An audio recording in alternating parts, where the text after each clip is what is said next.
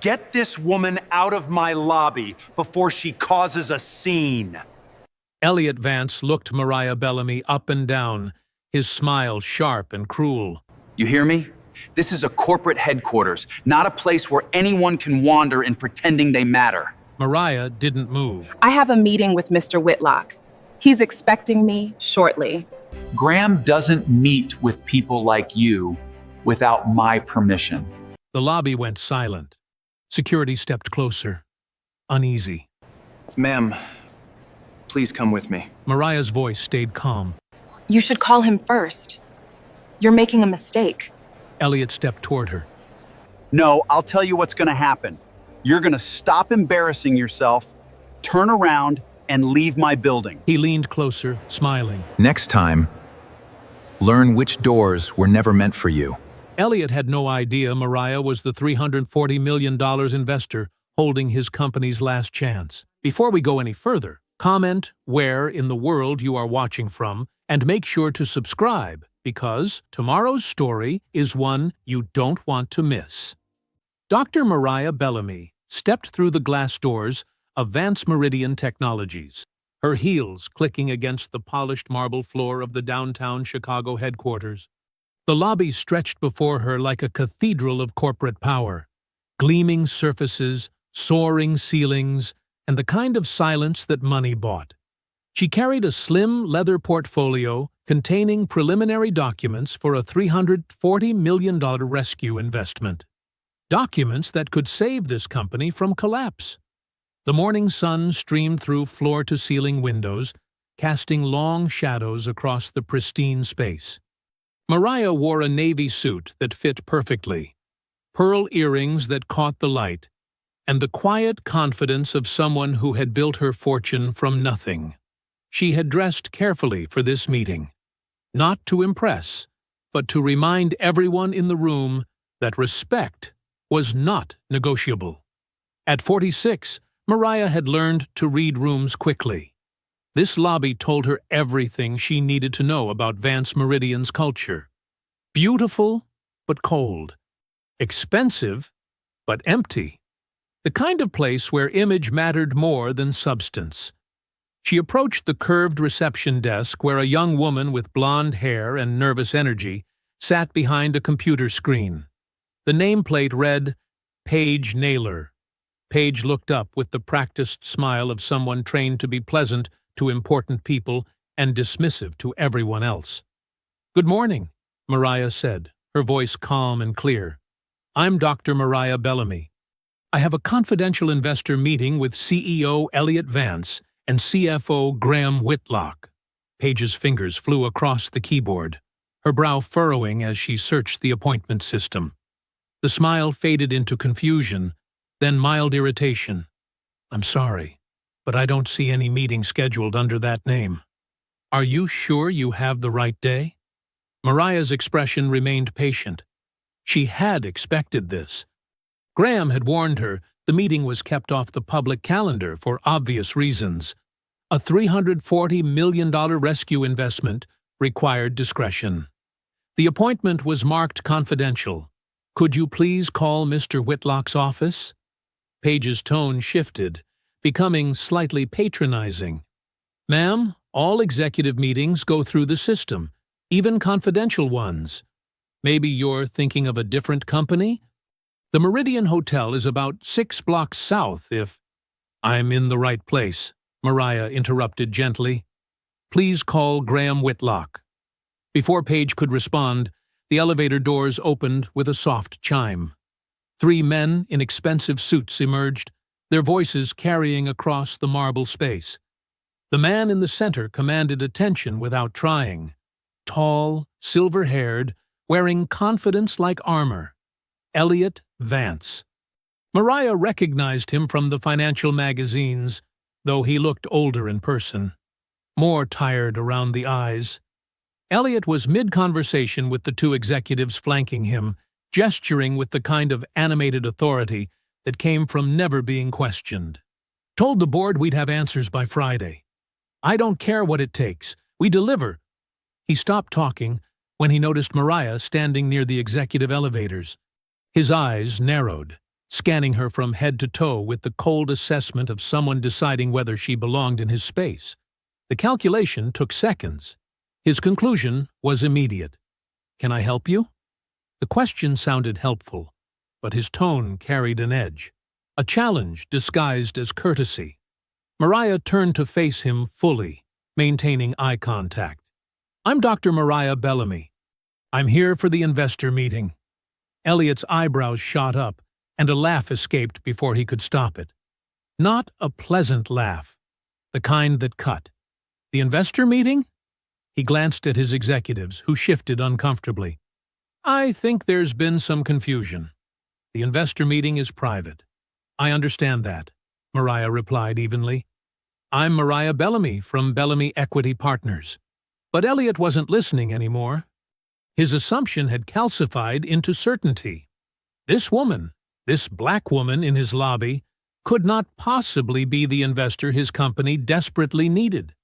The mathematics of his prejudice were simple and absolute. "Look, I don't know what game you're playing here," Elliot said, his voice rising slightly.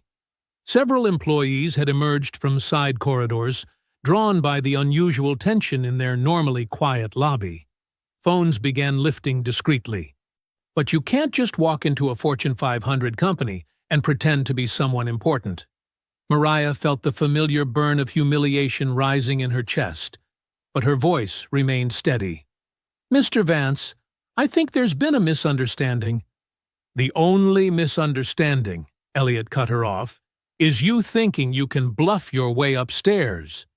He turned toward the security desk where Darius Cole stood watching with growing unease.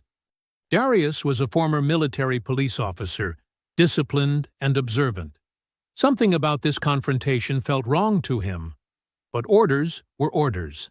The lobby had gone completely silent now. Even Paige had stopped typing.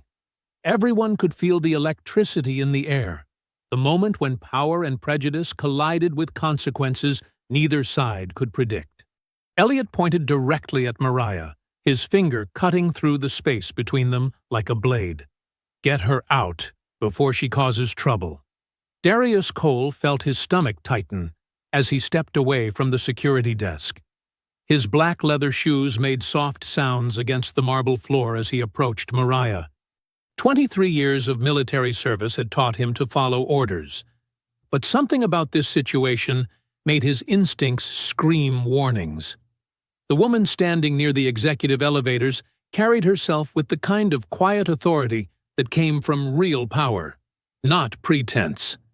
"Ma'am," Darius said softly, his voice respectful but firm, "I'm going to have to ask you to come with me."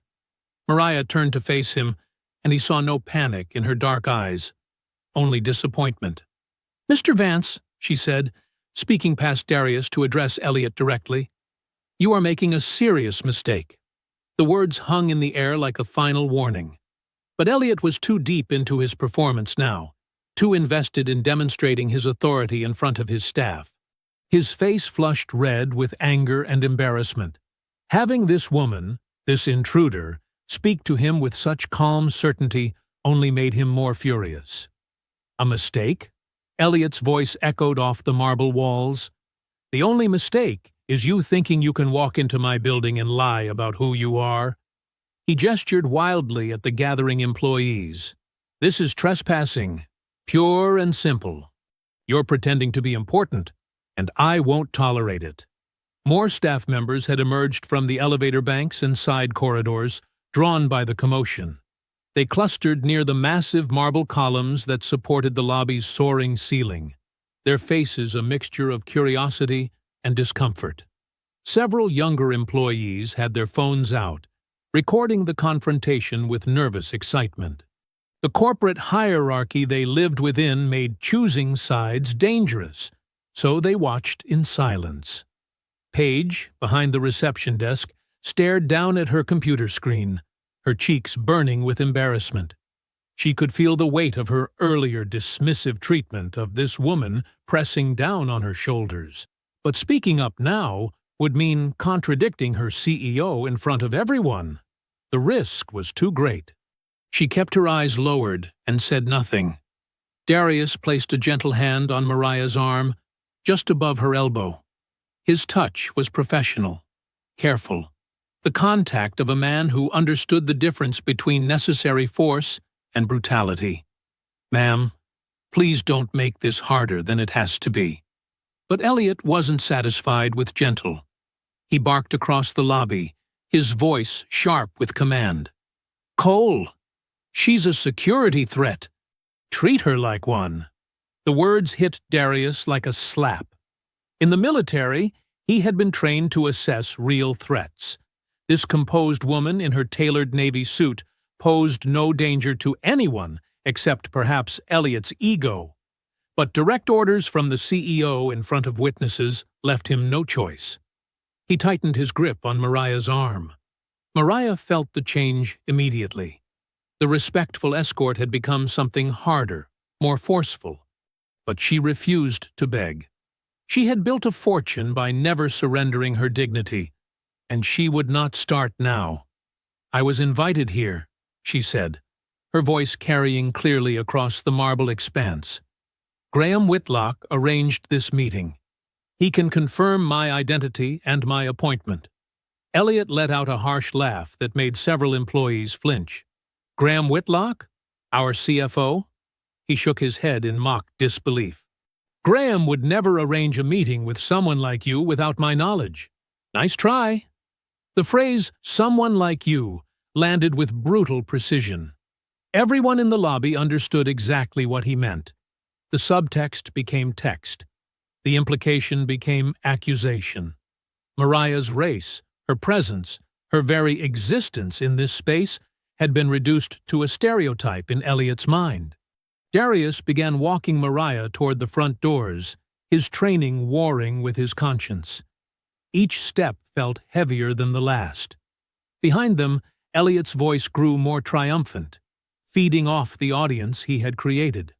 "Get her out of here before she tries another story," Elliot commanded. "And Cole, call the police. I want her charged with trespassing." The elevator chimed softly, then its doors burst open like an explosion. Graham Whitlock rushed out in complete panic. Graham Whitlock burst from the elevator like a man fleeing a burning building. His usually perfect silver hair was disheveled, his tie askew, and a manila folder clutched against his chest was spilling papers across the marble floor. His face was flushed red with panic and exertion. "Stop!" he screamed, his voice cracking with desperation. "Everyone stop right now!" The entire lobby froze. Darius's hand remained on Mariah's arm, but his grip loosened instinctively. Employees who had been watching the drama unfold stood motionless, their phones still recording. Even Elliot turned toward his CFO with a mixture of confusion and irritation. Graham stumbled forward, nearly tripping over his own feet in his haste to reach them. More papers scattered from his folder, financial projections and investment documents floating down like fallen leaves. His chest heaved as he struggled to catch his breath. "She's our investor!" Graham shouted, pointing directly at Mariah. "She's Dr. Mariah Bellamy! She's the $340 million investor we've been waiting for!" The words hit the lobby like a physical force. Complete silence fell over the space, broken only by the soft hum of the air conditioning and the distant sound of Chicago traffic outside the glass walls. Elliot's confident smirk vanished from his face as if it had been surgically removed. His mouth opened slightly, then closed again without sound. The color drained from his cheeks, leaving him pale and suddenly smaller than he had appeared moments before. Around the lobby, employees began to understand what they had just witnessed. The woman their CEO had ordered dragged out by security was the same woman who held the power to save their jobs, their health care benefits, their mortgages, their children's college funds. The investor whose money could prevent layoffs and keep their company from collapse had been publicly humiliated in front of them all. Some employees covered their mouths in shock. Others looked down at their phones, realizing they had recorded their CEO's career suicide in real time. The two executives who had been standing behind Elliot took subtle steps backward, distancing themselves from the disaster. Graham reached Mariah and Darius, his breathing still ragged. "Dr. Bellamy, I am so deeply sorry. I am so incredibly sorry." He looked at Darius with pleading eyes. "Please, please let her go immediately." Darius released Mariah's arm as if it had become electrified. He stepped back, his professional composure intact, but his eyes troubled. He had been ordered to treat a billionaire investor like a common criminal. Graham turned back to Mariah, his hands shaking as he tried to gather the scattered papers. "Your appointment was kept off the public calendar for confidentiality reasons. The merger talks, the investment details, we couldn't risk any leaks to the market before the announcement. That's why the reception desk didn't have your name. That's why security wasn't informed." Mariah stood perfectly still, her composure unbroken despite everything that had happened. Her navy suit remained immaculate, her leather portfolio still clutched in her free hand, her pearl earrings catching the lobby's recessed lighting. But her dark eyes held something new now, a cold assessment that made several watching employees shiver. She looked directly at Elliot, who remained frozen near the marble pillars like a statue of his former confidence. When she spoke, her voice carried clearly across the silent lobby, each word precise and devastating. "The problem was not the calendar, Mr. Vance. The problem was that you never asked who I was." Elliot's mouth worked silently for several seconds before he managed to speak. "Dr. Bellamy, this is just a terrible misunderstanding. A communication breakdown between departments. These things happen in large organizations." "No," Mariah said, her voice cutting through his excuses like a blade. "A misunderstanding is when someone gets directions wrong. This was a decision. You looked at me and decided I didn't belong here. You decided I was lying. You decided I was a threat. You made those choices without asking a single question." Graham continued gathering papers from the floor, his movements frantic and apologetic. "Dr. Bellamy, please. We can go upstairs immediately. The boardroom is ready. The contracts are prepared. We can handle this situation properly." Elliot stepped forward, forcing what he clearly hoped was a charming smile. "Absolutely. Let's put this unfortunate incident behind us and focus on the incredible partnership we're building together." Mariah remained motionless for a long moment, studying Elliot's face. The entire lobby held its breath, waiting for her decision. Would she walk away? Would she cancel the investment that could save thousands of jobs? Would she let Elliot's prejudice destroy everything? Finally, she spoke again, her voice steady and controlled. "I will continue with this meeting. But not because I accept your apology, Mr. Vance, and not because I'm willing to pretend this didn't happen." She paused, letting her words sink in. "I'm going upstairs because there are thousands of workers and dozens of hospitals that depend on the stability this investment can provide. I will not let your behavior punish them." Graham nearly collapsed with relief. "Thank you. Thank you so much, Dr. Bellamy. The elevator is right here." Mariah walked toward the elevator with the same composed dignity she had maintained throughout the entire ordeal. Graham rushed ahead to press the call button, still clutching his scattered papers and shooting grateful glances in her direction. As the elevator doors opened, Mariah stepped inside with Graham. Elliot followed behind them, his forced smile tight and brittle, fury burning behind his eyes, despite his attempt to appear gracious. The doors began to close on a lobby full of stunned employees and one security guard who was questioning every order he had ever followed. The elevator climbed silently to the 32nd floor, its polished walls reflecting the tension between the three occupants. Graham clutched his papers, stealing nervous glances at Mariah. Elliot stared straight ahead, his jaw tight with barely contained anger. Mariah watched the floor numbers change, her expression unreadable. When the doors opened, they stepped into a hallway lined with floor-to-ceiling windows overlooking Chicago's skyline. Graham led them toward massive oak doors at the end of the corridor. "The executive boardroom," he said quietly. "Everyone is waiting." Inside, the room commanded attention with its gleaming conference table, leather chairs, and walls displaying awards and corporate achievements. 5 people sat around the table, their faces tense with anticipation. At the head sat Vivian Stokes, the board chair, a woman in her early 60s with silver hair pulled into a perfect chignon and sharp eyes that missed nothing. "Dr. Bellamy," Vivian said, rising gracefully, "welcome to Vance Meridian Technologies. We are so pleased you could join us today." Mariah shook hands with each board member as Graham made introductions. Their names blurred together, directors of marketing, operations, legal affairs, but their expressions were identical. Desperate hope mixed with barely concealed panic. Elliot took his seat at the opposite end of the table from Vivian, gesturing for Mariah to sit to his right. She chose a chair across from him instead, placing her leather portfolio on the polished surface. "Before we begin," Elliot said, his voice smooth and practiced, "I want to address the unfortunate confusion in our lobby today. Dr. Bellamy, please accept my sincere apologies for the miscommunication regarding your arrival. Our security protocols are designed to protect our proprietary information and ensure confidentiality for high-level meetings like this one. Sometimes those procedures can create awkward situations for our valued partners." The directors nodded along, their relief visible as Elliot delivered what sounded like a reasonable explanation.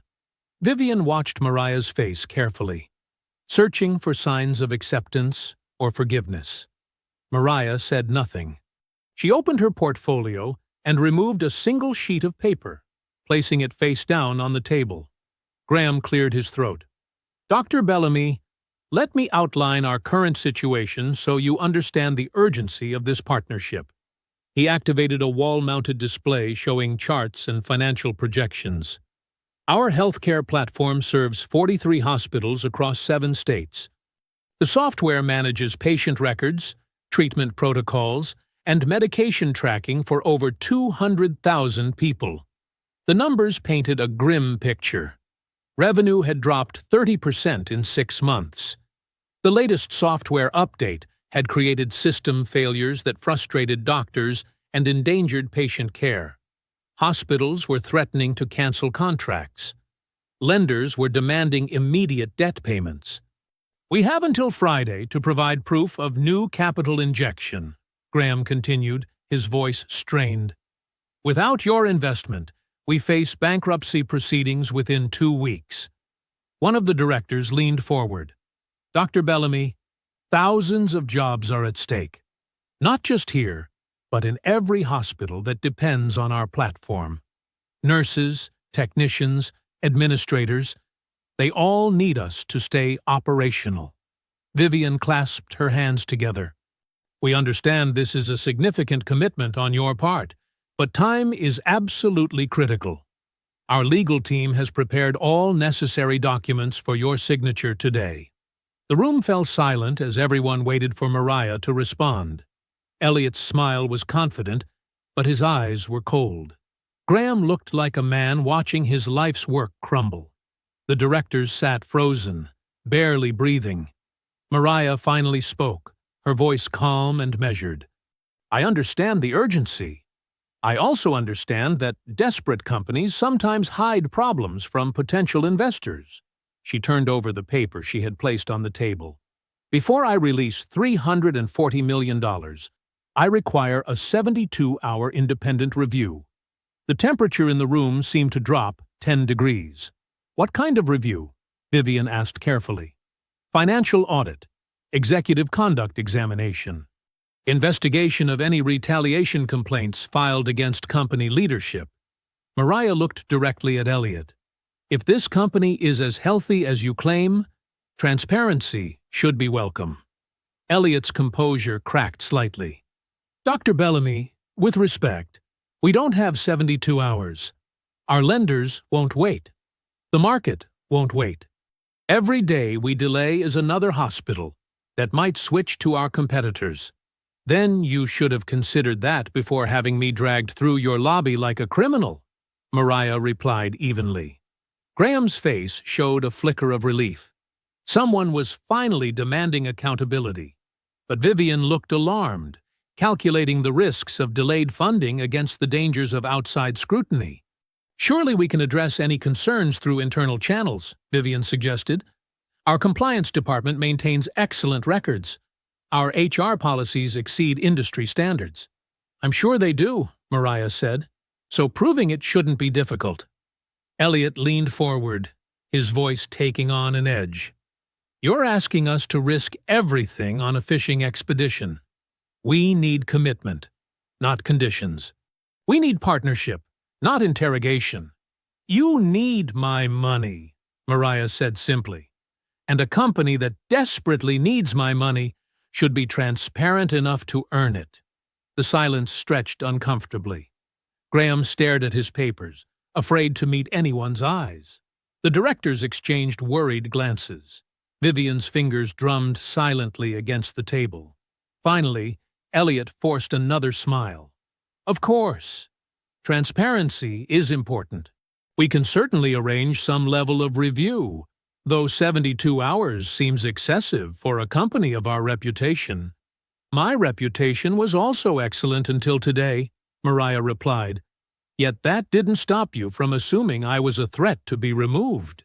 She stood, closing her portfolio with a decisive snap. You have my terms.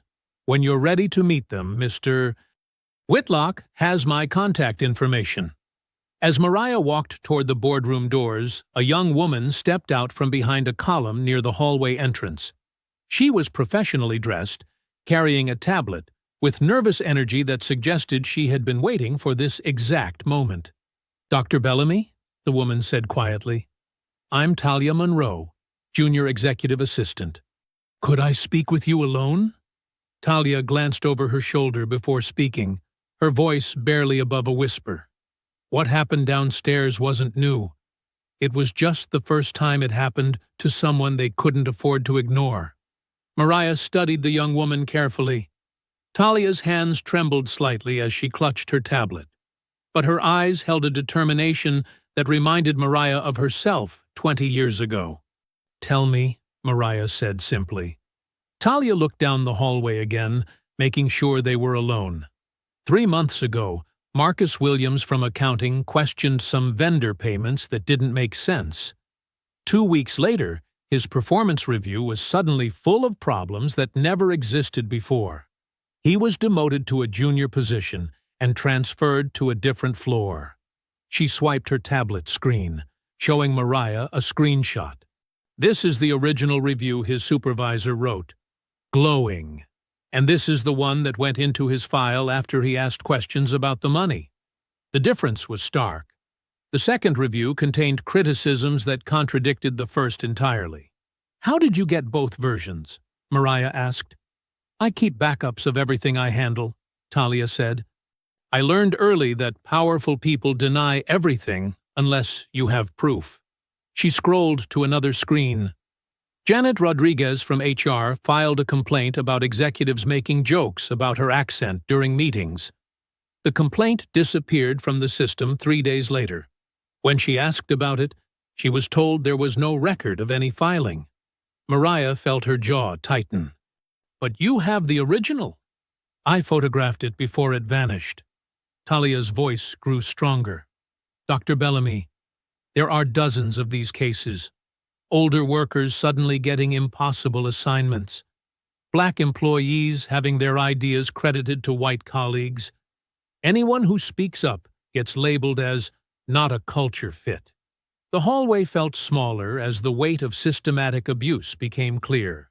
This wasn't one CEO having a bad day. This was institutional poison.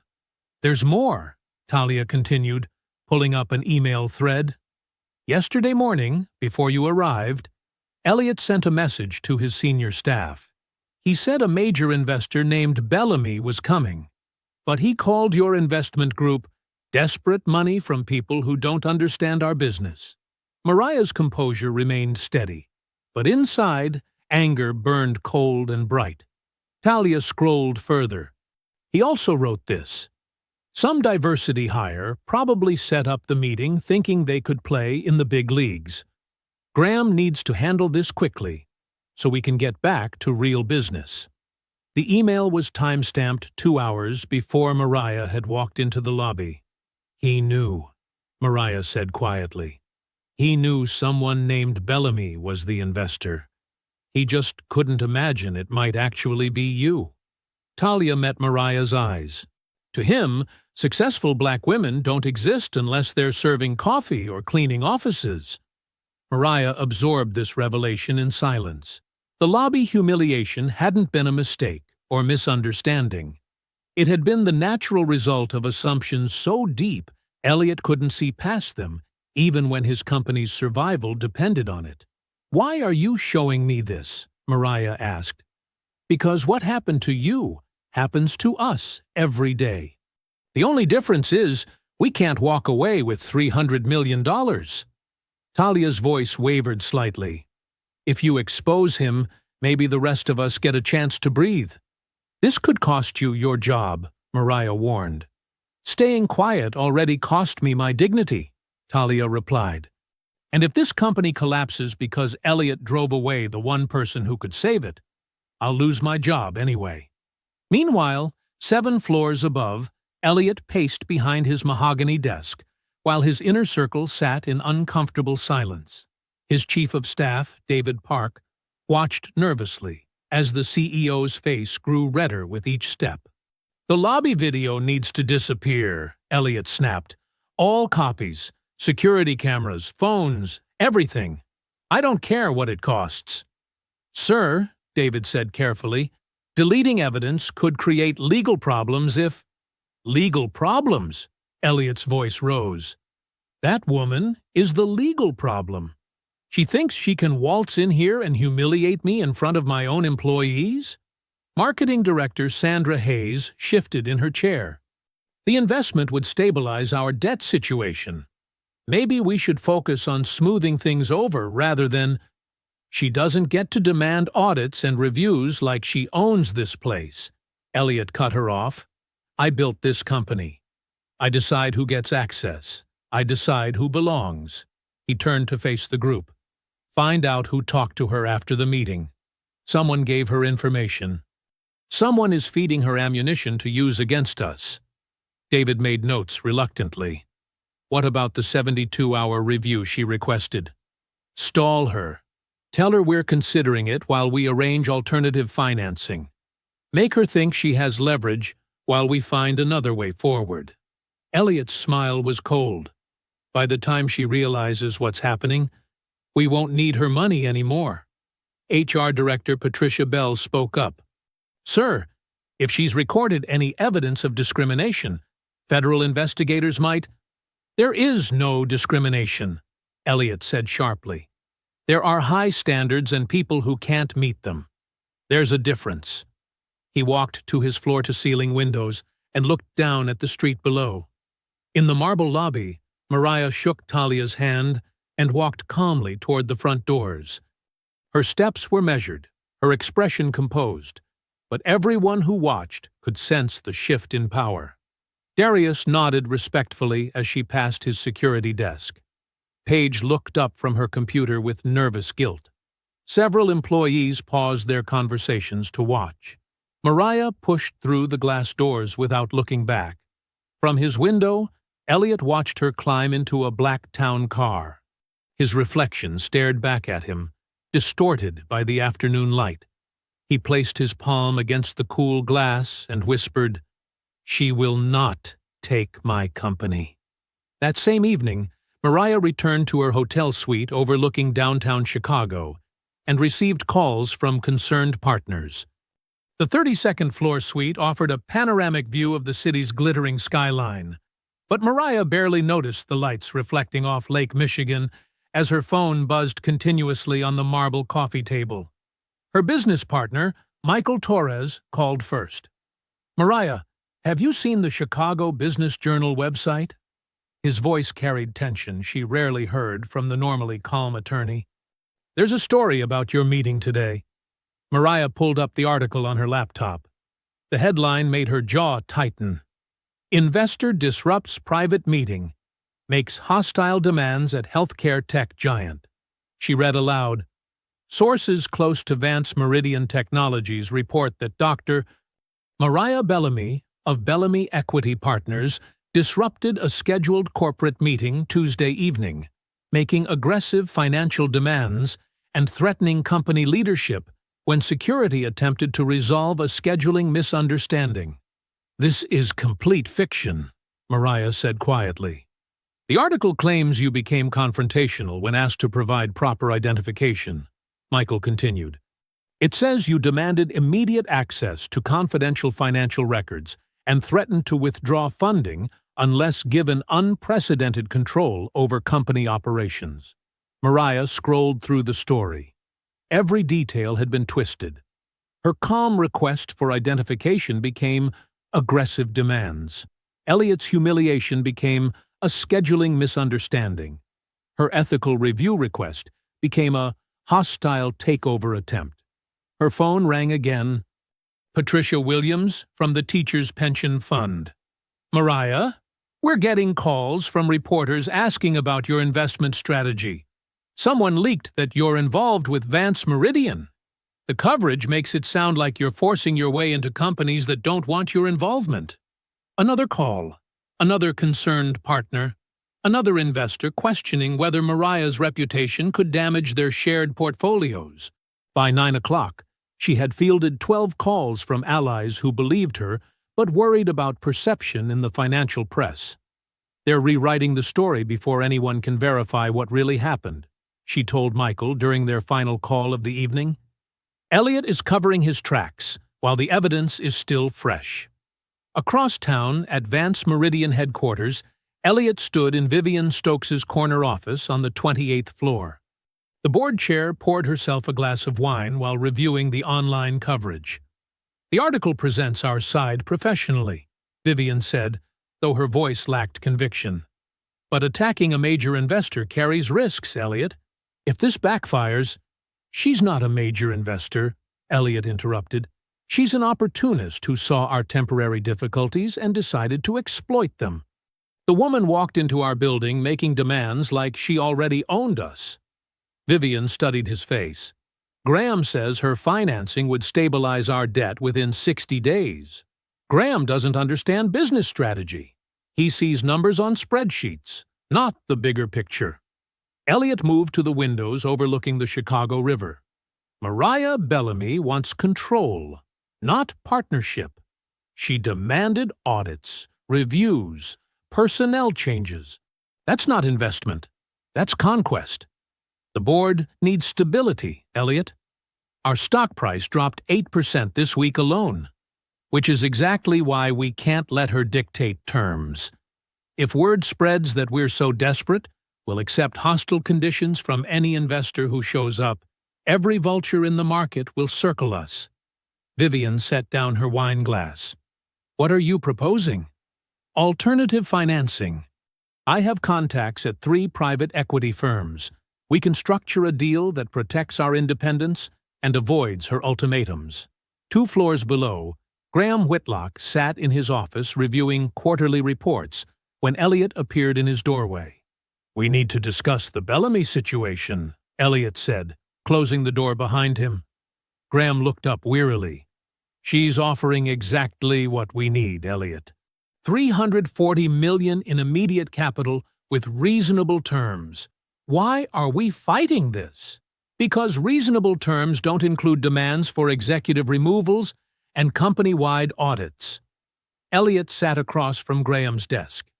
She's using our financial pressure to force changes that have nothing to do with investment returns. Maybe some changes are overdue.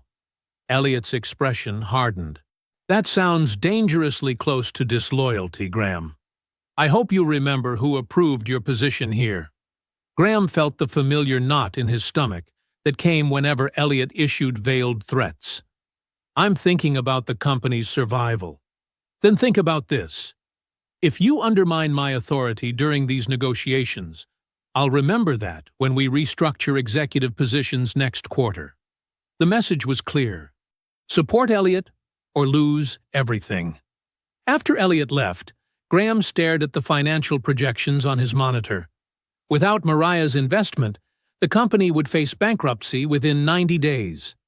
With it, they could stabilize and grow. But Elliot seemed more concerned with winning than surviving. Meanwhile, Darius Cole sat in his apartment kitchen, still wearing his security uniform from the afternoon shift. His wife Carmen was upstairs resting after her third physical therapy session following knee surgery. His phone buzzed with a text from David Park, Elliot's chief of staff. Need to see you tomorrow morning at 8 a.m. Building security office. Important. At 7:30 the next morning, Darius entered the small security office on the second floor of Vance Meridian headquarters. David Park waited with a manila folder and a serious expression. "This is about yesterday's incident in the lobby," David said without preamble. "We need to document exactly what happened for our legal team." He opened the folder and pulled out a typed statement. "This is a standard report form. I need you to read it and sign at the bottom." Darius read slowly. Security Incident Report. Dr. Mariah Bellamy refused to provide identification when requested by reception staff. Subject became agitated when asked to wait and demanded immediate access to executive offices. When security attempted to verify her appointment, subject raised her voice and made threatening statements about company leadership. Security escort was necessary to maintain lobby safety and professional atmosphere. Every word was a lie. Darius looked up. "This isn't what happened. It's what our legal team needs for documentation purposes. The exact details aren't as important as protecting the company from liability claims." She identified herself clearly. She wasn't agitated. She didn't raise her voice or make threats. David's tone hardened. "Darius, your job here provides health insurance for your wife's recovery. Your pension is tied to 15 years of service. I'd hate to see administrative issues affect your employment record." Darius stared at the false statement, knowing his signature could ruin an innocent woman. The next morning, Talia Monroe swiped her badge at the Vance Meridian entrance and felt a moment of relief when the turnstile clicked open. At least they hadn't fired her overnight. But when she reached her desk on the 15th floor and opened her laptop, the screen displayed a message that made her stomach drop. Account access restricted. Contact IT support for assistance. She tried logging into the company email system. Same message. The file servers where she kept her documentation blocked. Talia walked quickly to the IT help desk, trying to appear calm while her pulse hammered in her ears. "My login isn't working this morning," she told Marcus, the senior technician. Marcus typed her employee ID into his system and frowned. "Shows here that your account is under security review. Should be temporary." "Security review for what?" "Doesn't say. You'll need to talk to HR." 20 minutes later, Talia sat across from Janet Walsh, the HR director, in a windowless conference room that smelled like industrial carpet and anxiety. "This is just routine," Janet explained, not making eye contact. "We're auditing access permissions across several departments. Your account will be restored once the review is complete." "How long will that take?" "Hard to say. Could be a few days, maybe longer." Talia knew this was retaliation for talking to Mariah. The timing was too convenient. "Is this related to the investor meeting yesterday?" Janet's expression tightened. "I'm not sure what you mean." "I think you know exactly what I mean." "Talia, I'd recommend focusing on your current assignments, rather than speculating about company business that doesn't concern you." Back at her desk, Talia pulled out her personal phone and texted Mariah. "My computer access is blocked. They're calling it a security audit, but files may be disappearing. Can you help?" The response came within 5 minutes. "My attorney is driving over now." Don't delete anything from your personal devices. Save everything you can legally. Across town, Darius Cole stared at the false statement David Park had placed in front of him. The lies felt like acid on the page. "I'm not signing this," Darius said quietly. David's friendly mask dropped completely. "Let me be more direct. Your wife needs those physical therapy sessions, right? Expensive treatments. And your pension after 15 years of service? That's your retirement security. Are you threatening me? I'm explaining reality. Administrative issues can affect employment records. Performance concerns can impact benefit eligibility. These things happen when employees don't support company interests." Darius thought about Carmen upstairs in bed, still recovering from surgery. The medical bills, the mortgage, 15 years of steady work that could disappear if he made the wrong choice. But he also thought about the dignity in Mariah's eyes as she was dragged through the lobby, the quiet way she had refused to beg or make a scene. "She didn't do anything wrong," he said. "That's not the point. The point is protecting this company from legal liability. Your signature shows you're a team player." Darius pushed the paper back across the desk. "Find another way to protect the company." At the downtown offices of Bellamy Equity Partners, Graham Whitlock slipped through the reception area like a man sneaking into confession. He carried a thin folder containing financial summaries he had carefully extracted from the company's confidential records. Mariah's assistant led him into her office, where she sat behind a glass desk reviewing documents with her attorney, Nadine Porter. "Graham," Mariah said without warmth, "you look nervous." "I have reason to be." He placed the folder on her desk. "These are high-level financial overviews. Nothing that violates confidentiality agreements, but enough to show you what we're dealing with." Nadine examined the papers. She was a sharp-featured woman in her 50s, with silver hair and the demeanor of someone who had spent decades fighting corporate misconduct. "Interesting," she said. "Your debt structure shows some unusual vendor relationships. These consulting fees seem inflated." Graham's hands trembled slightly. "There are irregularities that the board hasn't been fully briefed on." "Such as?" "Elliott has been moving money through shell contracts. Some of the crisis we're facing isn't just market pressure. It's been accelerated by questionable spending decisions."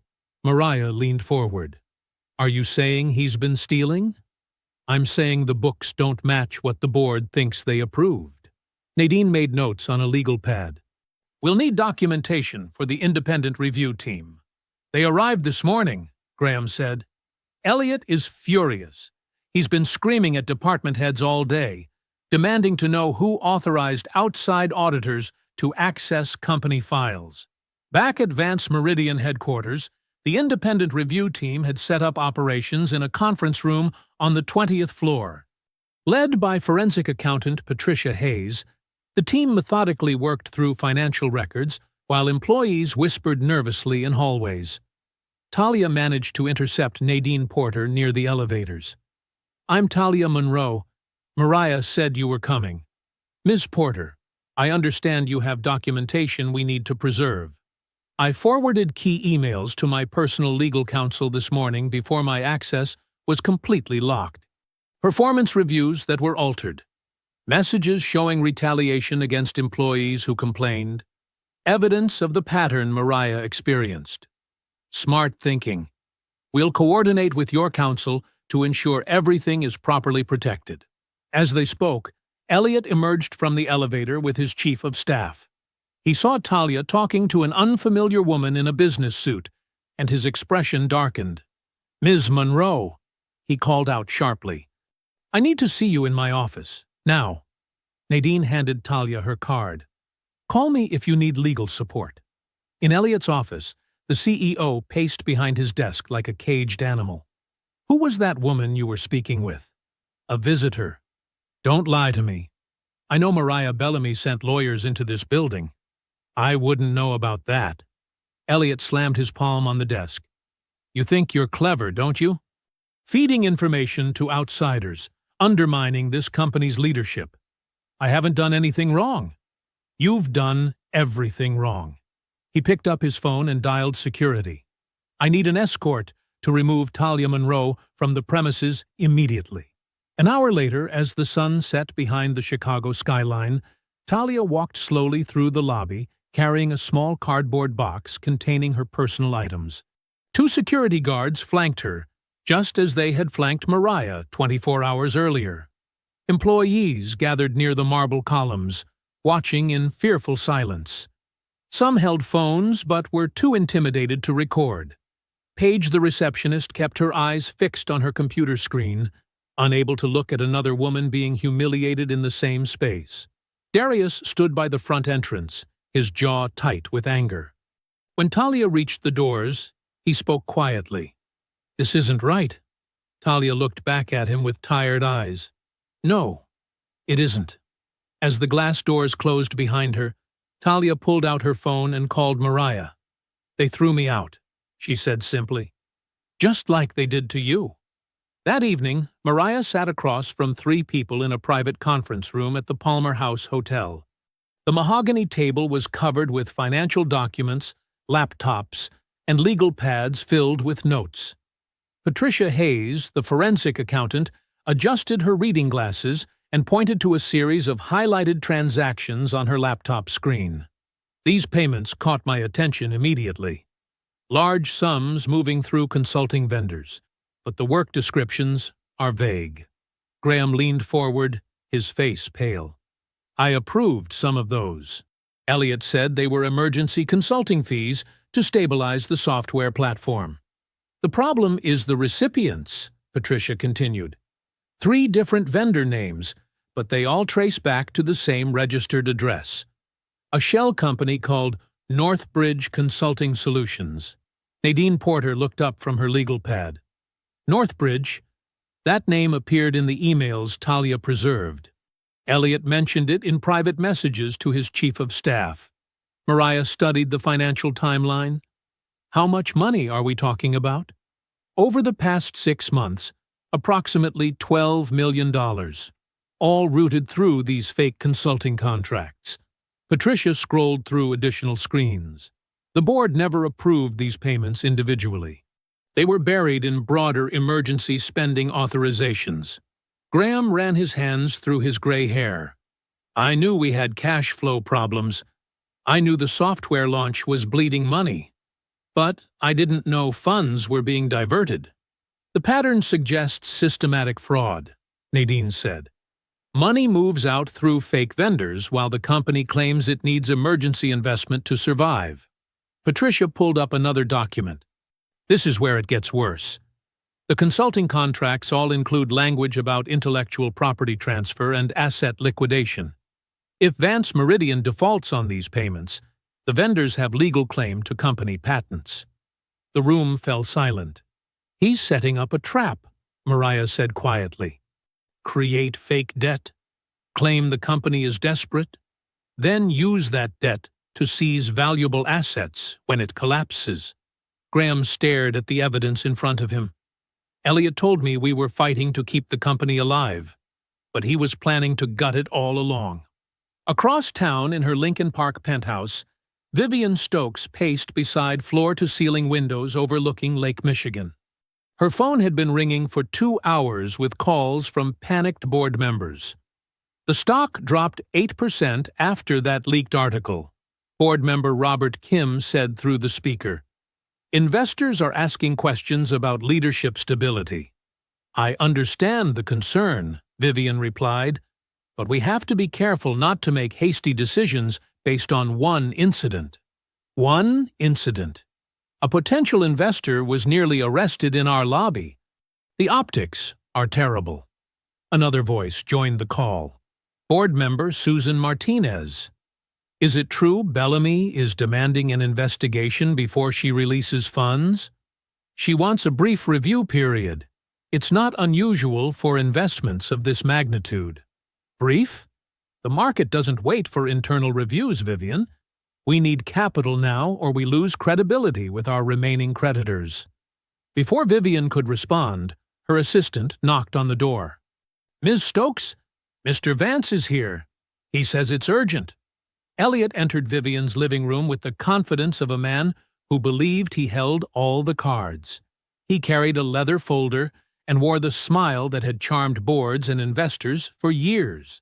"I have good news," he announced. "I've secured alternative financing." Vivian ended the conference call and turned to face him. "Alternative to Bellamy?" "Northbridge Capital. They specialize in healthcare technology turnarounds. They can provide the same level of funding without the delays and conditions Bellamy is demanding." "I've never heard of Northbridge Capital."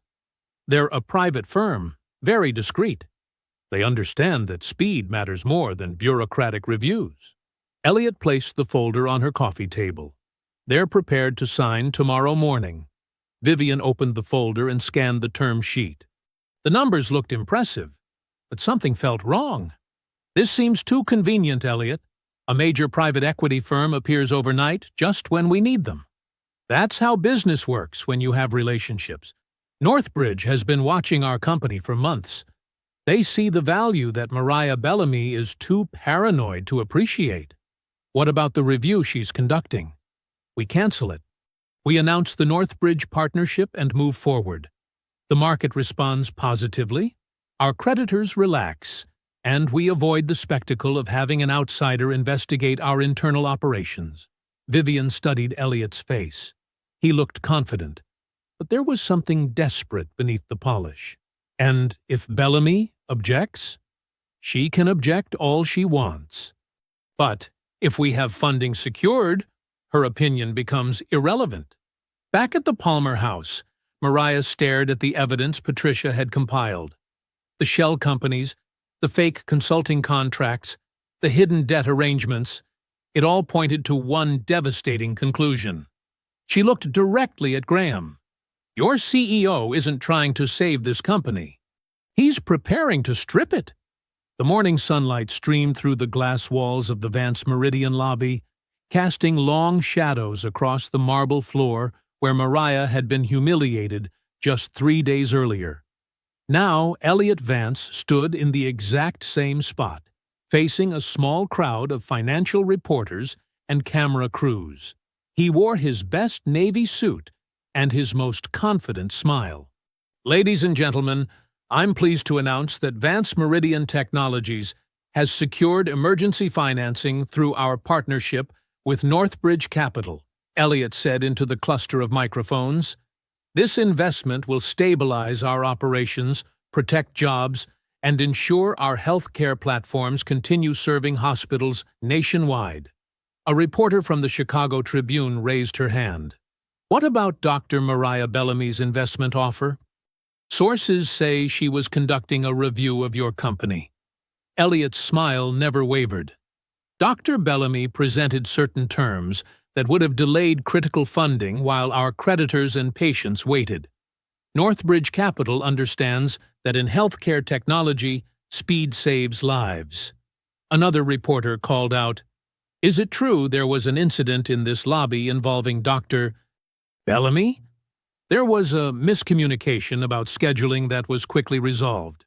Dr. Bellamy was treated with complete professionalism." Elliot gestured to the lobby around him. "As you can see, this is a welcoming space for all legitimate visitors." The reporters scribbled notes. Several nodded approvingly at Elliot's composed responses. From the upper floors, employees pressed against the windows to watch the press conference. Their faces showed defeat rather than relief. Many had hoped Mariah's investigation would change things. Now it seemed their CEO had outmaneuvered her completely. Talia Monroe watched from the street outside, no longer able to enter the building.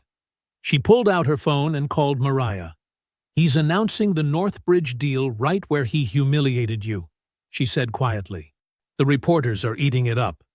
In her hotel suite, Mariah listened to the press conference through a live stream while Nadine Porter sat across from her with a laptop open. "Dr. Bellamy was treated with complete professionalism," Elliot's voice echoed from the phone speakers. Mariah's expression remained calm. She had learned long ago not to waste energy on anger when precision was more powerful. Her phone rang. Elliot's number appeared on the screen. She answered without greeting. "I trust you're watching the announcement," Elliot said, his voice dripping with satisfaction. "Northbridge is prepared to sign this afternoon. Your services are no longer needed." "I see. You may exit these negotiations properly this time. Through the front door, like a professional." Mariah said nothing for several seconds. Elliot clearly expected her to rage or beg. Instead, she spoke in the same measured tone she had used in the lobby. "Mr. Vance, I appreciate you calling to update me personally. I wanted to be courteous. That's thoughtful. I assume the board has reviewed Northbridge's complete terms? The board trusts my judgment on strategic partnerships." "Of course they do." Mariah paused. "Enjoy your press conference." She hung up. Nadine looked up from her laptop. "He sounds confident." "Confidence isn't the same as competence." Mariah walked to the window overlooking the city. What did Patricia find about Northbridge's ownership structure? It's buried under layers of shell companies, but she's tracing the connections. Give her another 2 hours. We don't have 2 hours if they're signing this afternoon. Mariah's phone buzzed with a text from Graham. "Emergency. Can you meet? Have Northbridge draft terms. It's worse than we thought." She showed the message to Nadine. "Call Patricia. Tell her to work faster and get our car ready." 30 minutes later, Graham met Mariah in the parking garage beneath a downtown law firm. He looked pale and carried a manila folder that shook slightly in his hands. "I accessed the draft agreement through the board portal," he said without preamble. "Northbridge isn't rescuing us. They're dismantling us." He opened the folder and spread the papers across the hood of Mariah's car. The terms were devastating. Northbridge would acquire all of Vance Meridian's healthcare patents for 20 cents on the dollar. They would immediately lay off 60% of the workforce. The remaining operations would be sold to competitors within 6 months. Most shocking of all, Elliot would receive a $40 million exit package for facilitating the transition. "He's not saving the company," Graham whispered. "He's being paid to destroy it." Mariah studied the numbers. Thousands of jobs would vanish. Hospitals relying on Vance Meridian software would lose support. Patients would suffer, while Elliot walked away rich. "Does Vivian know these terms?" "I sent them to her an hour ago. She called me twice, but I haven't answered. She's probably panicking." Mariah's phone rang. Vivian Stokes appeared on the caller ID. She answered. "Dr. Bellamy, we need to talk immediately," Vivian said, her usually controlled voice tight with stress. "I've reviewed certain documents that concern me." "The Northbridge terms?" "Yes. There seemed to be aspects that weren't fully explained to the board." Mariah looked at Graham, who nodded grimly. "Ms. Stokes, I'm calling for an emergency board meeting before any signatures are finalized with Northbridge." That would be highly irregular. Elliot has scheduled the signing for this afternoon. Then schedule the meeting for this morning. Unless you're comfortable explaining to shareholders why you approved the liquidation of their company without proper review. Vivian was quiet for a long moment. In the background, Mariah could hear papers shuffling and what sounded like someone pacing. Finally, Vivian spoke. "Emergency board session. Tomorrow morning at 8. But Dr. Bellamy, if you disrupt this process without cause, the liability will be enormous. Ms. Stokes, if you sign that Northbridge agreement without understanding what it really says, the liability will be much worse." The call ended. Graham looked at Mariah with a mixture of hope and fear. "You think we can stop this?" Mariah folded the Northbridge terms and handed them back to him. "We're not stopping anything, Graham. We're going to let them stop themselves." Elliot's phone buzzed at 4:47 a.m. The caller ID showed Vivian Stokes. He answered on the first ring, already knowing what she would say. "There's an emergency board meeting scheduled for 8 this morning," Vivian said, without greeting. Mariah Bellamy requested it. Elliot sat up in his king-sized bed, fury spreading through his chest like acid. You approved it? The Northbridge terms raised questions I couldn't ignore. If we signed that agreement without proper— Vivian, listen carefully. Mariah Bellamy is not our savior. She's a predator using that lobby incident to manipulate this board into handing her control of my company. Elliot, the terms show massive layoffs and patent transfers. How do you explain— I explain it by winning this war before 8 o'clock. He hung up and immediately called Marcus Chen, his director of communications. Wake up the crisis team, Elliot ordered. We're going nuclear. By 6 a.m., Marcus had assembled Elliot's inner circle in the executive conference room. Coffee cups and laptops cluttered the polished table, while Elliot paced near the windows overlooking the awakening city. Show them the edited footage, Elliot commanded. Marcus pulled up the security video on the main screen. The clip began with Mariah approaching the front desk, but Elliot's contemptuous remarks had been removed. Instead, viewers saw Mariah speaking firmly to Paige, then walking toward the executive elevators without permission. When Elliot appeared on screen, his dialogue had been replaced with audio from later in the confrontation, making it sound like he was responding to Mariah's aggression rather than initiating it. This makes her look like she was trying to force her way upstairs, Marcus explained. We removed the part where she identified herself and added captions, suggesting she refused to provide credentials. Perfect. Release it immediately to every financial news outlet, every business blogger, every corporate security forum. What's the narrative? Elliot smiled coldly. Aggressive investor disrupts private meeting, threatens company leadership, then claims discrimination when properly removed by security. Marcus nodded and began typing on his laptop. What about the complaint? Already drafted. Elliot handed him a folder. We're filing formal complaints with the SEC and state regulators accusing Bellamy Equity Partners of attempted coercion, market manipulation, and using false discrimination claims to force hostile takeover terms. The room went quiet. Even Marcus looked uncomfortable. Sir, that could destroy her firm's reputation permanently. That's the point. She humiliated me in front of my employees. Now I'm going to teach her what real power looks like. By 7:30, the edited footage was trending on financial Twitter. Business reporters shared clips with captions like "Investor meltdown caught on camera" and "When corporate meetings go wrong." Elliot's phone rang constantly, with congratulatory calls from other CEOs praising him for standing firm against activist investor intimidation. But the real devastation came through official channels. Graham received a suspension notice via email, effective immediately. The message cited unauthorized disclosure of confidential information to external parties and potential breach of fiduciary duty. Talia's termination became official that morning. HR cited violation of confidentiality agreements and disruptive behavior threatening workplace harmony.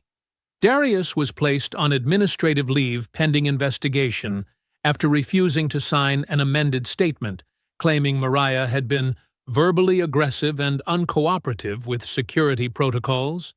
By noon, 3 board members had called Vivian demanding the emergency meeting be canceled, fearing regulatory scrutiny from the SEC complaint. We cannot appear to be collaborating with someone under federal investigation, board member Patricia Williams told Vivian over speakerphone. The optics are toxic, agreed board member Robert Hayes.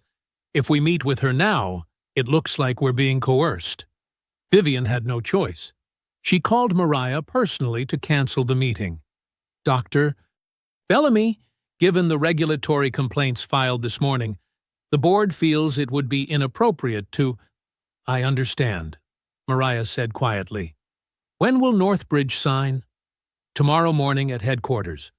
Elliot moved up the timeline. The call ended without pleasantries. Elliot stood in his office that afternoon.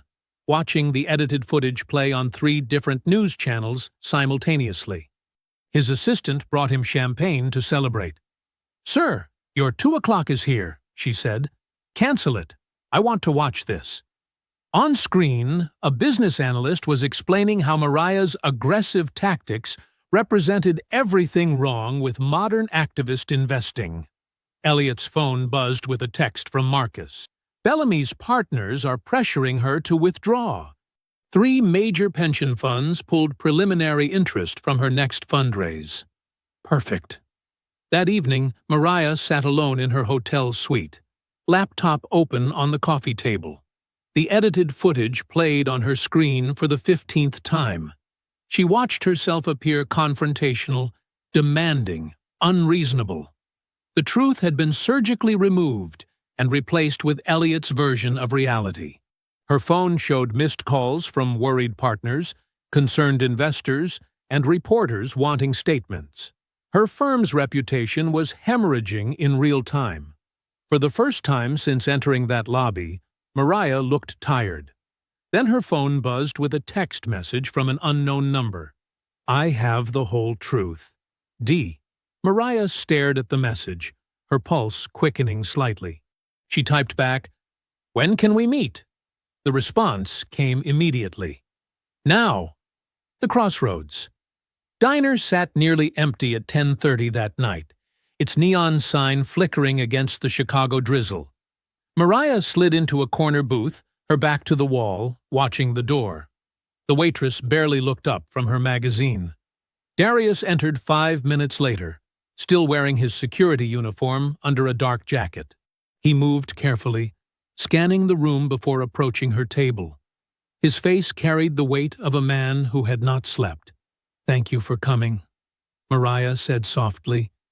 Darius sat across from her, his hands clasped tightly on the scratched Formica table. "I should have done this sooner." The waitress shuffled over with coffee neither of them had ordered.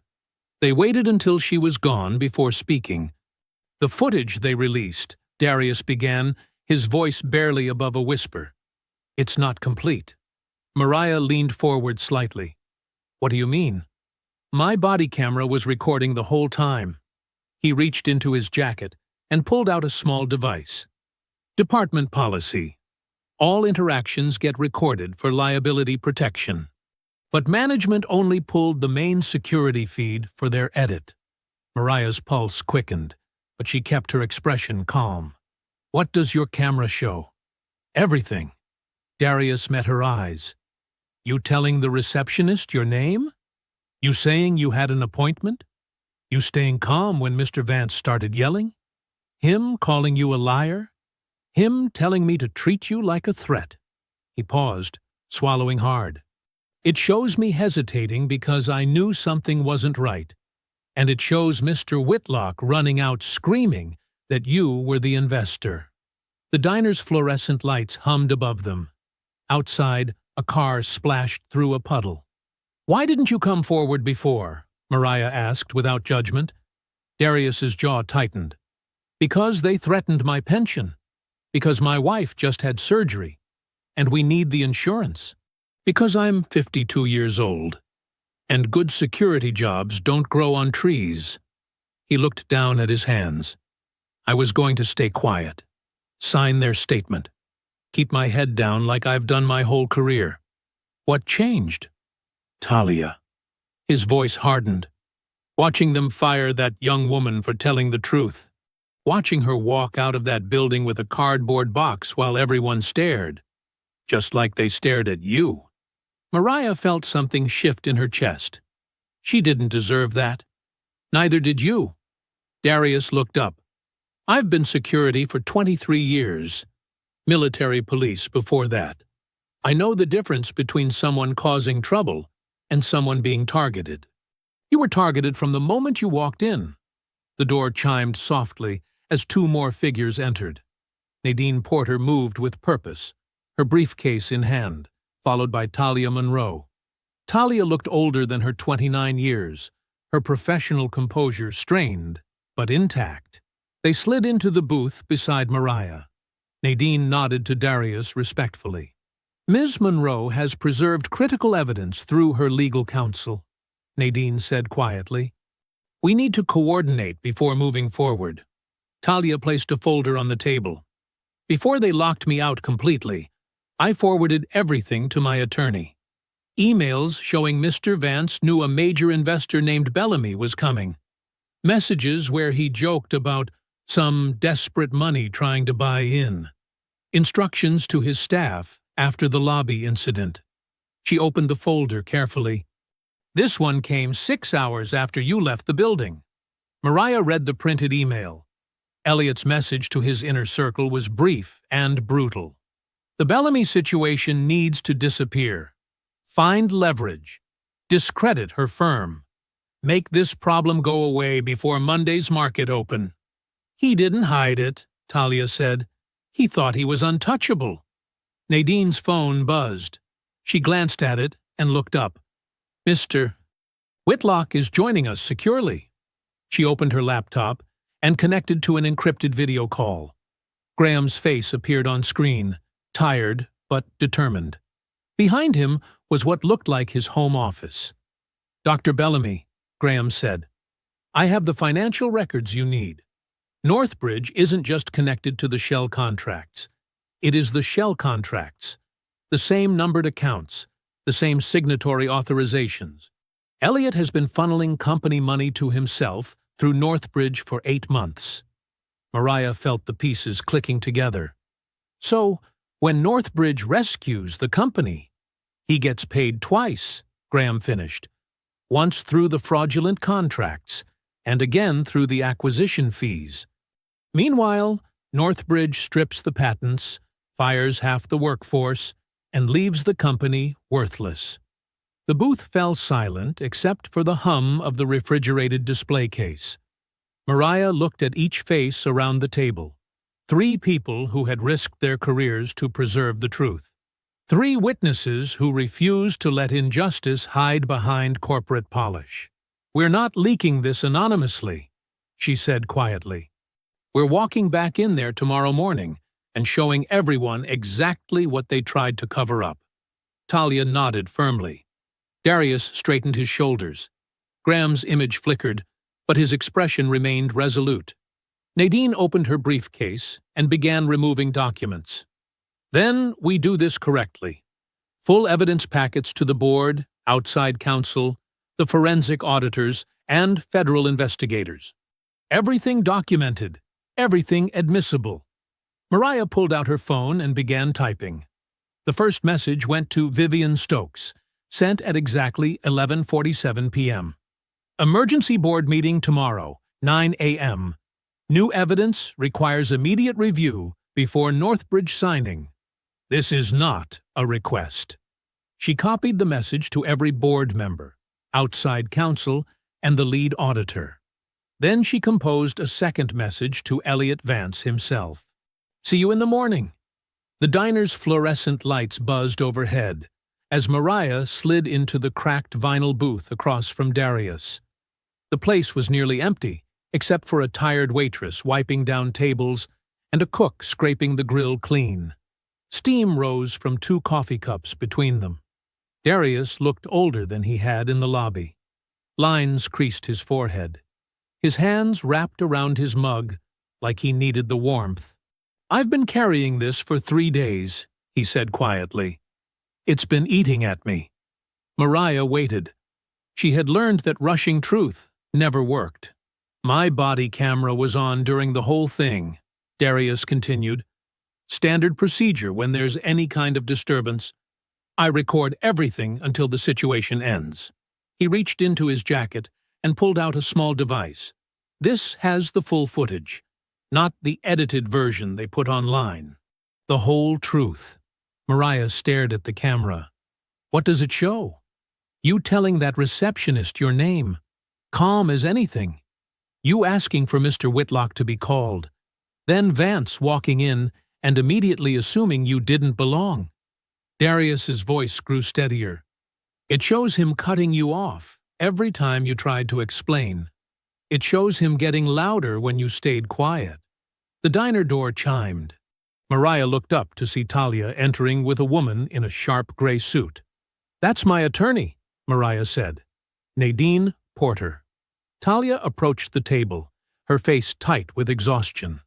Nadine carried a slim briefcase and moved with the precision of someone who had handled corporate warfare before. They slid into the booth. Talia placed a thick folder on the table. "Before they locked me out completely, I saved everything," Talia said. "Emails, meeting notes, performance reviews that got changed after people complained, all legally preserved through my counsel." Darius nodded toward his camera. "The recording shows Mr. Whitlock running out of that elevator, screaming that Dr. Bellamy was the investor. It shows Vance's face when he realized what he'd done." "Why didn't you come forward before?" Mariah asked gently.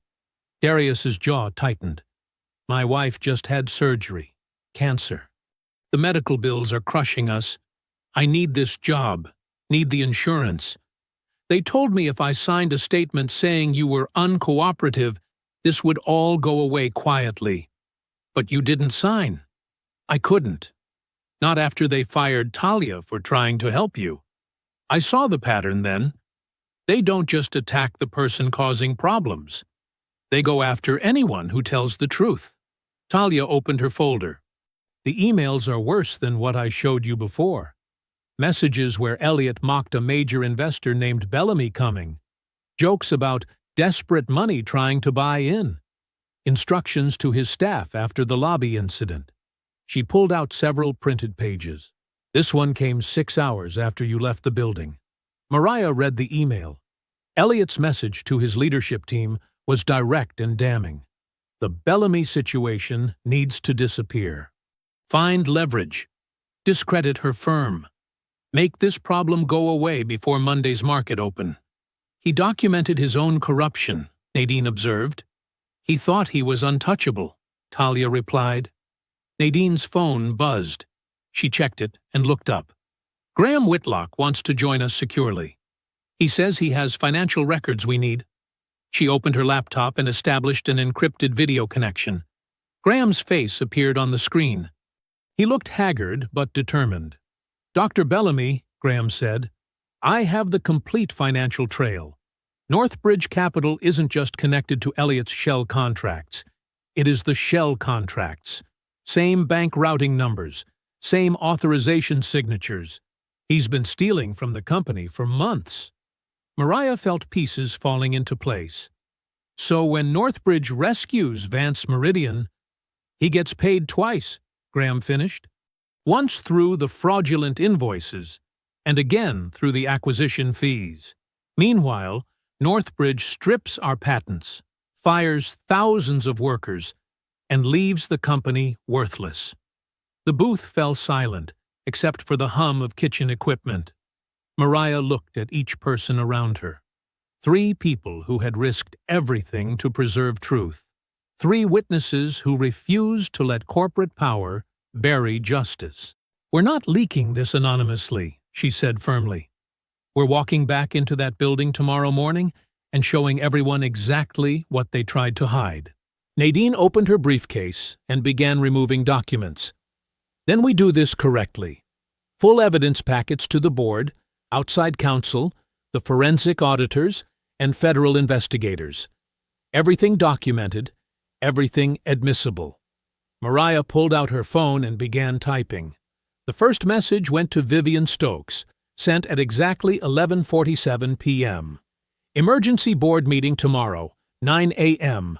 New evidence requires immediate review before Northbridge signing. This is not a request." She copied the message to every board member, outside counsel, and the lead auditor.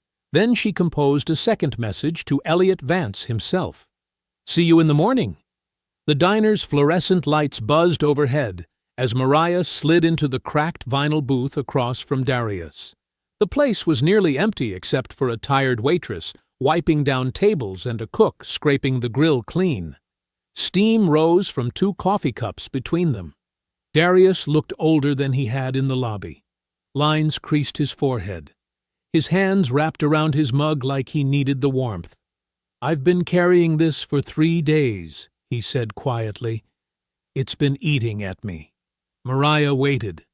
She had learned that rushing truth never worked. "My body camera was on during the whole thing," Darius continued. "Standard procedure when there's any kind of disturbance. I record everything until the situation ends." He reached into his jacket and pulled out a small device.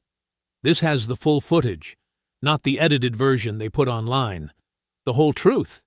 Mariah stared at the camera. "What does it show?" "You telling that receptionist your name? Calm as anything. You asking for Mr. Whitlock to be called. Then Vance walking in and immediately assuming you didn't belong." Darius's voice grew steadier. "It shows him cutting you off every time you tried to explain. It shows him getting louder when you stayed quiet." The diner door chimed. Mariah looked up to see Talia entering with a woman in a sharp gray suit. "That's my attorney," Mariah said. "Nadine Porter."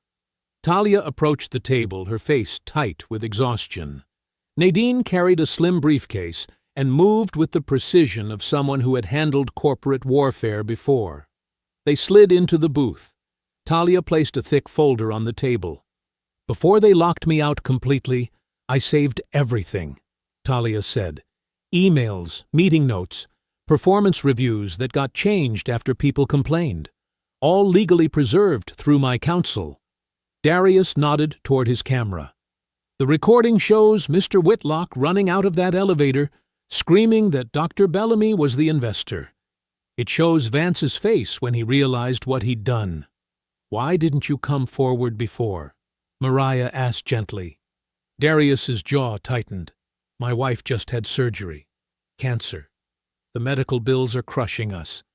I need this job, need the insurance. They told me if I signed a statement saying you were uncooperative, this would all go away quietly. But you didn't sign." "I couldn't. Not after they fired Talia for trying to help you. I saw the pattern then. They don't just attack the person causing problems. They go after anyone who tells the truth." Talia opened her folder. "The emails are worse than what I showed you before. Messages where Elliot mocked a major investor named Bellamy coming. Jokes about desperate money trying to buy in. Instructions to his staff after the lobby incident." She pulled out several printed pages. "This one came 6 hours after you left the building." Mariah read the email. Elliot's message to his leadership team was direct and damning. "The Bellamy situation needs to disappear. Find leverage. Discredit her firm. Make this problem go away before Monday's market open." "He documented his own corruption," Nadine observed. "He thought he was untouchable," Talia replied. Nadine's phone buzzed. She checked it and looked up. "Graham Whitlock wants to join us securely. He says he has financial records we need." She opened her laptop and established an encrypted video connection. Graham's face appeared on the screen. He looked haggard but determined. "Dr. Bellamy," Graham said, "I have the complete financial trail. Northbridge Capital isn't just connected to Elliot's shell contracts. It is the shell contracts. Same bank routing numbers, same authorization signatures. He's been stealing from the company for months." Mariah felt pieces falling into place. "So, when Northbridge rescues Vance Meridian, he gets paid twice?" Graham finished. "Once through the fraudulent invoices, and again through the acquisition fees. Meanwhile, Northbridge strips our patents, fires thousands of workers, and leaves the company worthless." The booth fell silent except for the hum of kitchen equipment. Mariah looked at each person around her.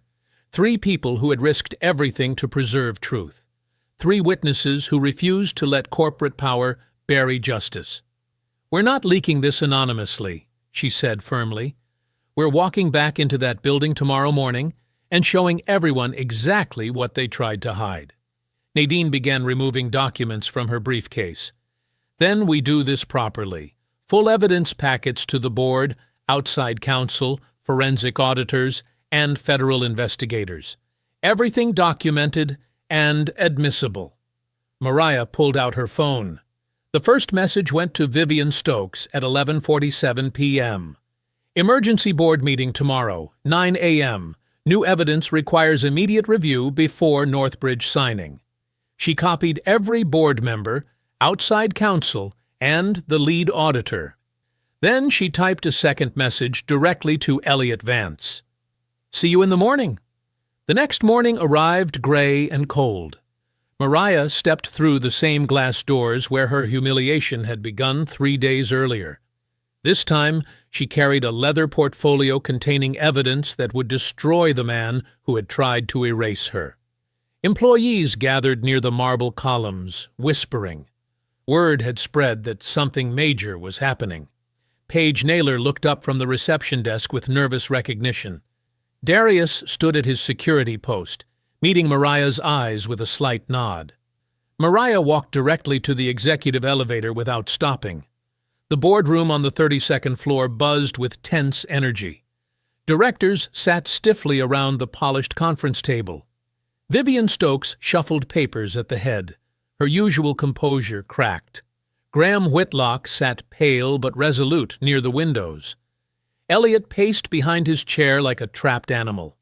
"This is outrageous," he snapped as Mariah entered with Nadine Porter. "Vivian, you're letting a hostile investor disrupt our Northbridge signing with conspiracy theories." Mariah set her portfolio on the table without responding. Vivian cleared her throat. "The board received evidence packets this morning that require immediate review." "Fabricated evidence," Elliot shot back. "She's desperate because we found better financing." "Then you won't mind us examining the truth," Mariah said quietly. Elliot pointed at her with fury. "I want her removed. She has no standing here. Security should escort her out just like before." The reference to the lobby incident hung in the air like poison. Vivian's voice hardened.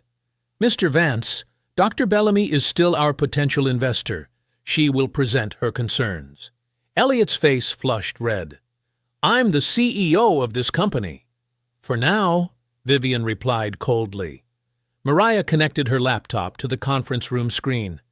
"Let's start with what really happened in your lobby." She pressed play. Darius's body camera footage filled the wall-mounted display. Crystal clear audio and video from his chest level. The directors watched Mariah approach the reception desk calmly. They heard her identify herself politely. They saw Elliot enter with his executives, scan the lobby, and zero in on her with immediate suspicion. "Can I help you?" his recorded voice asked with barely concealed hostility. "I'm here for the investor meeting." The board watched Elliot laugh dismissively. They heard him cut her off when she gave her name. They saw him gesture toward security, while employees gathered to stare. "I don't know who you think you are, but you're not walking into my building pretending to be important." Director Patricia Wells covered her mouth in shock. Board member Marcus Chen shifted uncomfortably in his seat. The footage continued as Elliot ordered Mariah detained, as Darius reluctantly complied, as Graham burst from the elevator screaming her identity. The recording captured every humiliating second that Elliot's edited version had hidden. When it ended, the boardroom sat in stunned silence. "That's what your CEO did to the woman who came to save your company," Mariah said simply.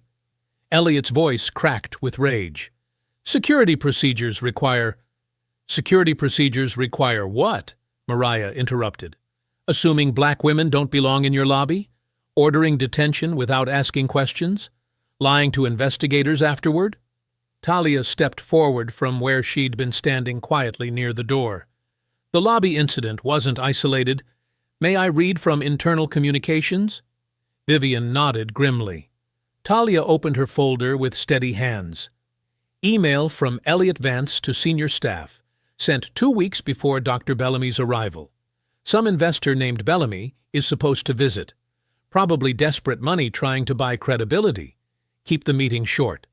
Several directors exchanged horrified glances. Email sent 6 hours after the lobby confrontation. The Bellamy situation needs to disappear. Find leverage. Discredit her firm. Make this problem go away before Monday's market open. Talia's voice grew stronger. Email to HR regarding my termination. Talia Monroe showed poor judgment by speaking with unauthorized persons. Recommend immediate separation to prevent further security risks. She looked directly at Elliot. He fired me for telling the truth about what I witnessed. Graham stood slowly. The financial evidence is equally damning. He activated his own laptop, displaying spreadsheets and bank records. Northbridge Capital routes payments through the same accounts as our inflated vendor contracts. Same routing numbers. Same authorization signatures. Elliot has been stealing from this company for 8 months. The numbers filled the screen. Consulting fees to shell companies, equipment purchases that never arrived, emergency loans that disappeared into private accounts. The Northbridge deal isn't a rescue, Graham continued. It's the final theft. They acquire our patents for pennies, fire thousands of workers, and award Elliot a $40 million exit package for orchestrating the sale. Elliot exploded. You're all traitors. Graham, I trusted you. Vivian, this woman is trying to steal my company. Your company? Nadine Porter spoke for the first time, her attorney's voice cutting through his hysteria. Mr. Vance, federal investigators are already in this building. Evidence preservation notices have been served on IT, HR, and accounting. Your personal devices were seized 1 hour ago. Elliot's face went white. You can't. We can, and we did, Nadine continued. Wire fraud, embezzlement, and civil rights violations carry serious federal penalties. Vivian stood at the head of the table, her hands shaking slightly but her voice firm. The board has a fiduciary duty to protect this company and its stakeholders. Vivian, don't do this, Elliot said, his tone shifting to desperate pleading. I built this company. I made you rich. You can't let them destroy me. You destroyed yourself, Vivian replied.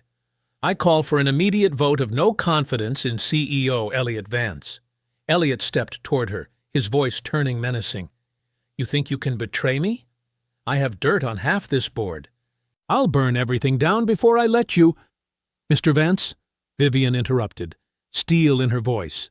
Sit down, or security will escort you out. The threat hung in the boardroom air like a blade.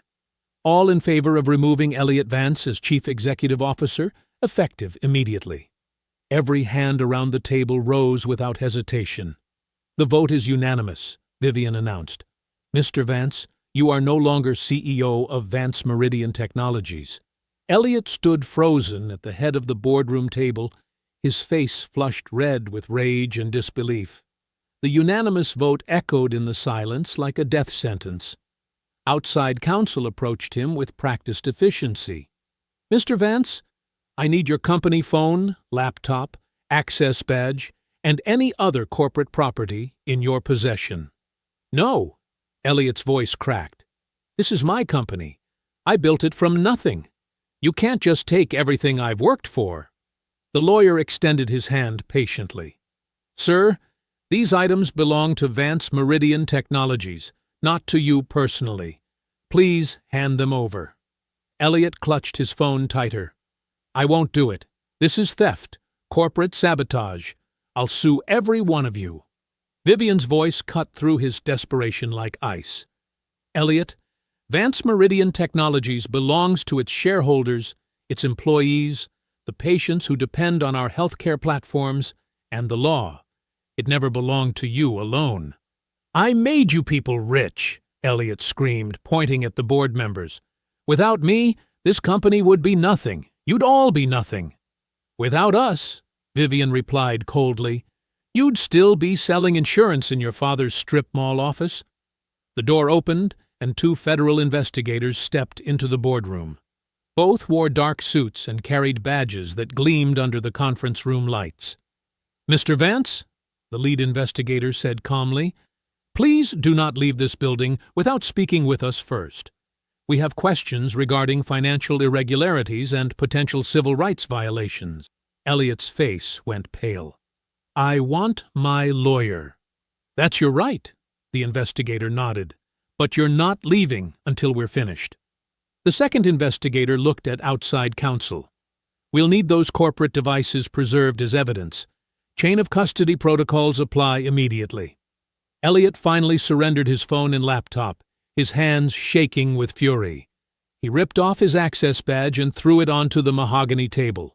Fine. Take it all. But this isn't over. Vivian pressed a button on the conference phone. Security to the executive boardroom immediately. Minutes later, the door opened again. Darius Cole entered, flanked by two other security officers. But this time, Darius walked with calm authority, his uniform crisp, his bearing professional and unshakable. "Mr. Vance," Darius said evenly, "please come with us." Elliot stared at him with pure hatred. "You? You're going to escort me out? After everything I did for you? I gave you a job when no one else would hire an ex-soldier." Darius met his gaze without flinching. "You gave me a job, sir, but you also ordered me to put my hands on an innocent woman.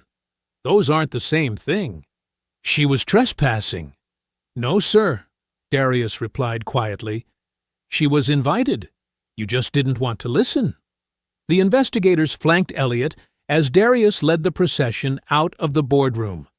They walked down the same executive hallway where Talia had been fired, past the same elevator where Graham had frantically run to save Mariah, toward the same lobby where everything had started. Employees gathered along the marble columns just as they had 3 days earlier. But this time, they watched their former CEO being escorted out in disgrace. Phones lifted to record the moment. Whispers rippled through the crowd. Paige sat behind the front desk, her eyes lowered in shame. She remembered checking her computer system, finding no appointment, treating Mariah like she was lost. Now she understood what she had helped happen. Talia stood near the executive elevators, no longer afraid to be seen, no longer worried about retaliation. She watched Elliot pass with steady eyes. Mariah remained near the marble pillars where she had been grabbed 3 days ago. She didn't smile. She didn't gloat. She simply observed justice taking its course. Elliot tried to glare at Darius as they approached the front doors. "You think you're a hero? You're just another security guard who follows orders." Darius paused for a moment, his voice carrying across the lobby. "Sometimes the most important order is the one you refuse to follow." The heavy glass doors opened. Federal investigators guided Elliot toward the waiting cars outside. The same doors where he had ordered Mariah to be dragged out now framed his own exit. As Elliot disappeared into the Chicago morning, Mariah spoke quietly, her words carrying in the marble silence. "Truth has a memory, even when powerful men forget." Later that afternoon, the boardroom felt different. The same mahogany table, the same floor-to-ceiling windows overlooking Chicago's skyline. But the tension had shifted from desperation to possibility. Mariah sat across from Vivian Stokes, who looked older than she had that morning. Graham Whitlock occupied the chair where Elliot had commanded just hours before, his shoulders straighter, but his expression humble. Talia Monroe sat at the table for the first time, no longer relegated to taking notes from the corner. Darius Cole stood near the door in his security uniform, present not as muscle, but as a witness to change. Nadine Porter had her legal documents spread before her.